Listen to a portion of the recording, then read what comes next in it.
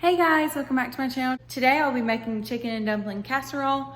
This is an amazing recipe. My mom originally gave it to her friend who has a blog, and it did really well on the blog, so I'll definitely link that below in the description, the recipe from the blog. So y'all need to go ahead and check that out because it's so good.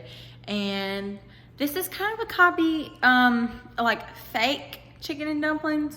And it's really good, but if you want the real kind, then I don't recommend that you try this. It's just a super easy version of chicken and dumplings that everyone loves. So let's go ahead and get right on to the video, and don't forget to subscribe.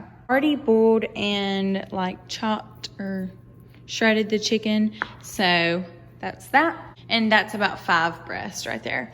And I'm also gonna go ahead and preheat the oven to 350. Just going to go ahead and spray the bottom of a casserole dish with Pam. Pam is our best friend. It's so easy. I mean, you know, Crisco is good and all, but like, Pam is just so easy. I don't know why you wouldn't get it. It's so convenient and everything. Bottom of this pan with the chicken.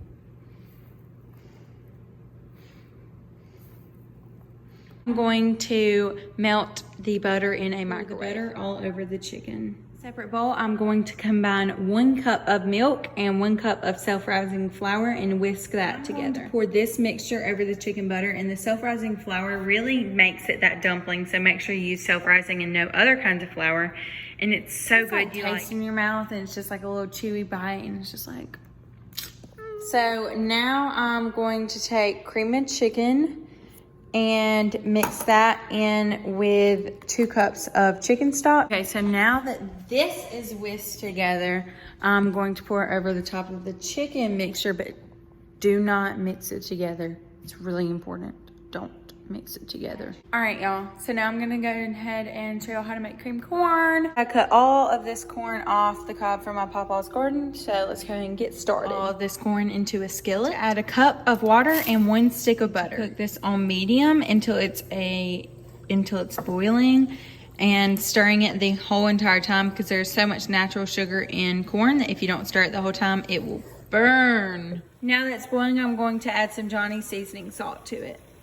Okay, so now that once it's been boiling for a while and it's just cooked down and everything and the corn's ready, I'm going to add 1/4 cup of flour and 1 cup of milk. And I'm going to whisk that together. Now I'm going to add the whisked together milk and flour into the corn and cook that on low while stirring it together. When I added that in, so I added a little bit more water, but you can add more milk or more water to get it to the consistency that you like. And that's about how runny, if you can tell, that we like ours. We like it pretty thin. Milk, because it was just like tasting too floury. So when you taste it, you want to make sure you don't taste a lot of flour or anything in there. Just till you get it to the right consistency and taste. So it's pretty runny now, but it'll cook down some. Hi guys, thanks so much for watching. Please don't forget to like, comment, and subscribe. Thank you guys so much for watching and being supportive. I really appreciate it, guys. Love y'all. Bye.